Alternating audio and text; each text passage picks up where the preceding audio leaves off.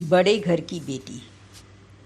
गौरीपुर गांव में बेनी माधव नाम के एक जमींदार रहते थे। एक समय जब उनकी बहुत पैसा था, परंतु उनकी आधी से अधिक संपत्ति मुकदमों की भेंट चढ़ गई थी। बेनी माधव सिंह के दो बेटे थे। बड़ा बेटा श्रीकंठ सिंह था। वह बीए पास था और संयुक्त परिवार का उपासक था। छोटा बेटा लाल बिहारी दोहरे बदन का सजीला जवान था, जो रोज सुबह भैंस का दूध 2 सेर पी जाता था। श्रीकंठ का विवाह आनंदी नाम की लड़की से हुआ था। उसके पिताजी का नाम भूप सिंह था, जो कि एक छोटी सी रियासत में तालुकेदार थे। उनके घर में सुख सुविधाओं की कमी न थी, परंतु ससुराल में ऐसा कुछ भी न था। सुख सुविधाएं तो दूर की चीज थी, कोई सजी हुई बहली तक न थी। परंतु आनंदी ने अपने आप को इन परिस्थितियों में ढाल लिया था। कई बार बहुत कोशिश करने के बाद भी बात काबू से बाहर हो जाती है। दोपहर के समय लाल बिहारी 2 चिड़ियां लाया और आनंदी को पकाने के लिए कहा।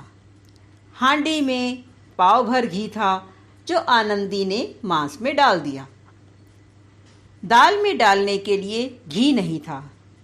उसने दाल वैसे ही लाल बिहारी को खाने के लिए दे दी।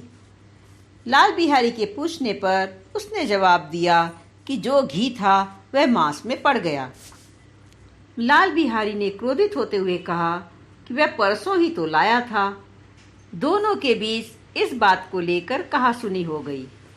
लाल बिहारी अपने आप पर काबू न रख सका और गुस्से में आकर आनंदी पर खड़ाऊ से वार कर दिया। आनंदी ने हाथ से खड़ाऊ रोकी तो उसका सिर बच गया, पर उंगली में चोट आ गई। श्रीकंठ को लौटने में अभी 2 दिन बाकी थे। वह कोप भवन में बैठी रही। उसने न कुछ खाया न पिया। श्रीकंठ लौटे तो लाल बिहारी ने सारी घटना उसे सुना दी। बेनी माधव ने भी लाल बिहारी का साथ दिया और कसूर आनंदी का बताया। बाप बेटे का कहना था कि वह उसके मायके वालों के सामने ससुराल वालों को कुछ समझती ही नहीं। जब आनंदी ने सारी बात बताई तो श्रीकंठ सिंह को गुस्सा आ गया। उसने पिताजी से कहा कि अब उस घर में या लाल बिहारी रहेगा या लाल बिहारी ने सपनों में भी नहीं सोचा था कि श्रीकंठ इस कदर नाराज हो जाएगा। वह रोते हुए बोला कि वह भाई को कभी अपना मुंह न दिखाएगा। वह घर छोड़कर जाने लगा। आनंदी को यह सब बहुत बुरा लग रहा था। उसे लगा कि दोनों भाइयों के बीच दरार पैदा करने वाली वह स्वयं है। उसने आगे बढ़कर श्रीकंठ को कहा कि लाल बिहारी को रोके। जब वह नहीं बढ़ा तो उसने स्वयं आगे बढ़कर लाल बिहारी का हाथ पकड़ लिया और उसे रोक लिया। इस प्रकार टूटता हुआ परिवार उसने फिर से जोड़ लिया।